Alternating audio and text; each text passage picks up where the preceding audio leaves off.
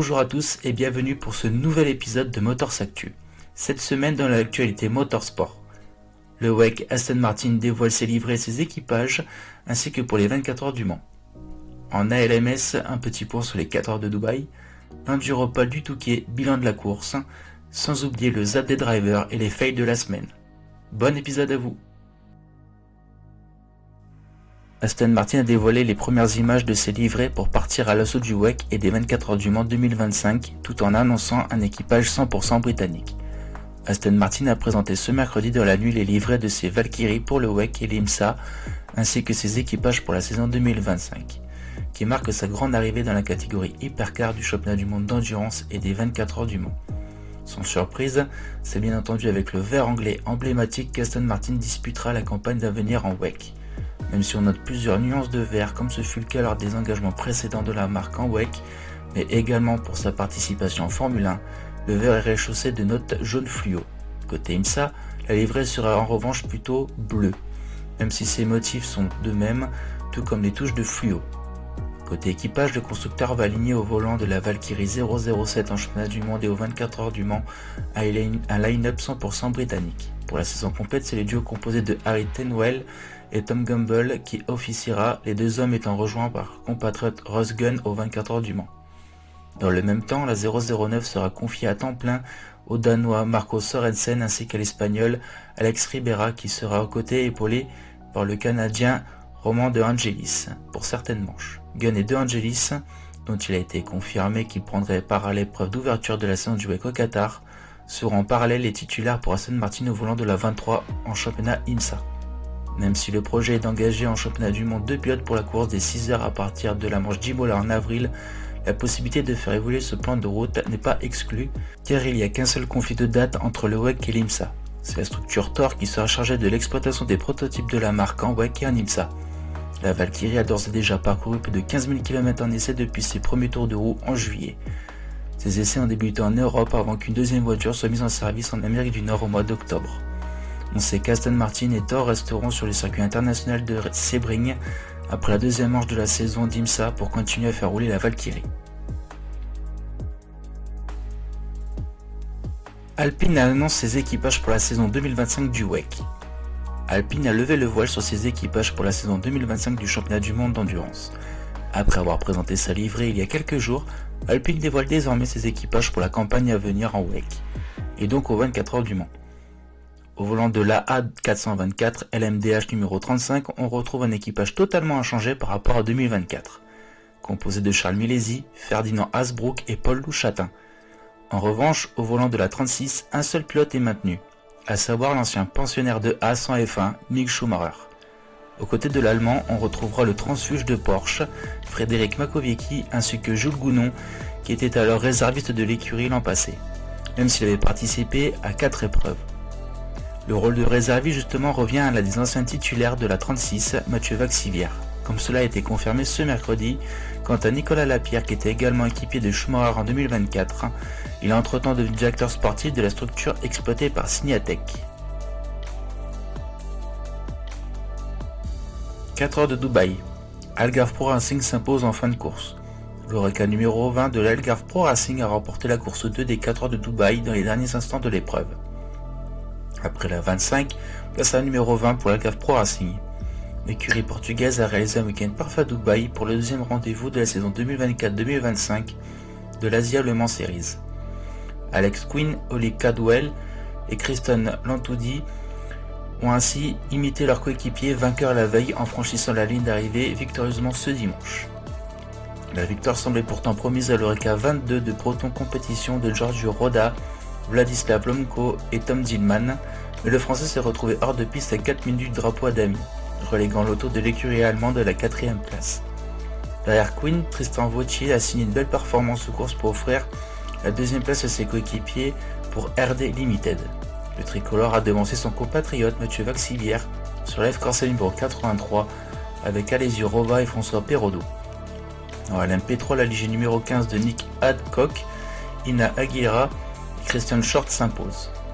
La Porsche 911 GT3 numéro 99 de l'écurie Herbert Motorsport a remporté la catégorie GT devant la Mercedes AMG GT3 numéro 81 de Winman l'Aston Martin Vantage GT3 89 de l'équipe EBM.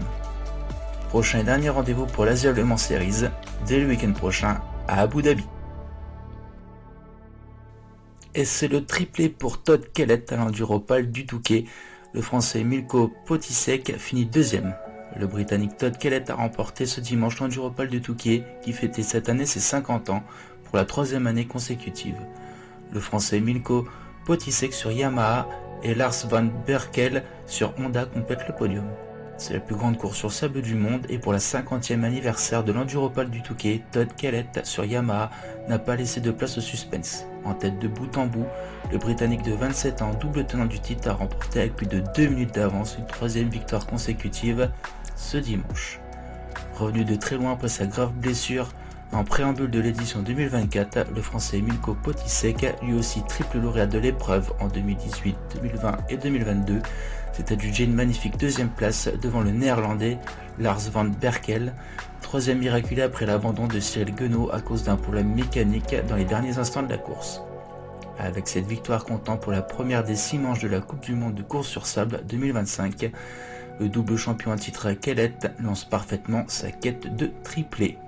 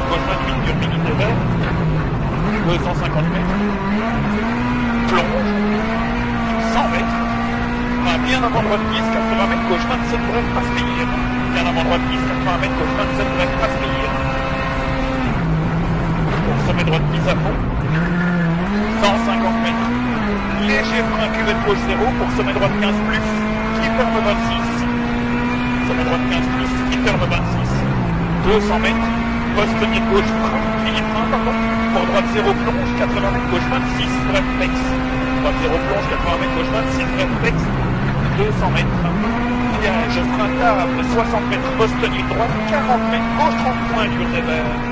Poste tenue droite.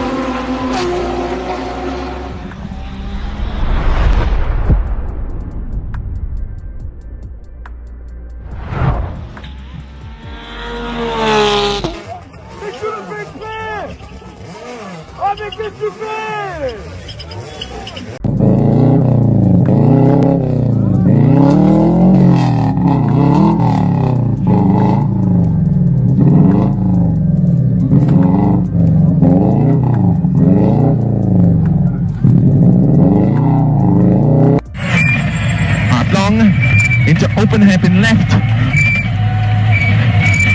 Open hairpin left. Tightens. Opens 40.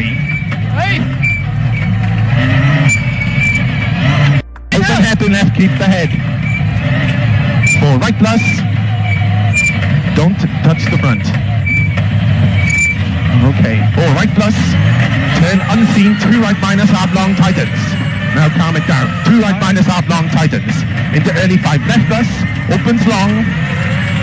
To keep right to the crest into narrow 5 left plus. Extra long. Opens 30.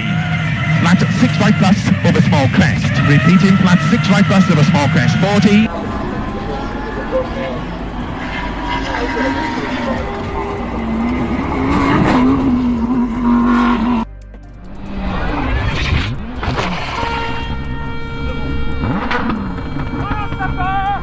Et voilà, c'est tout pour l'actualité motorsport de cette semaine. Rendez-vous la semaine prochaine pour toujours plus d'actualités en sport mécanique. N'hésite pas à t'abonner, à liker ou à commenter.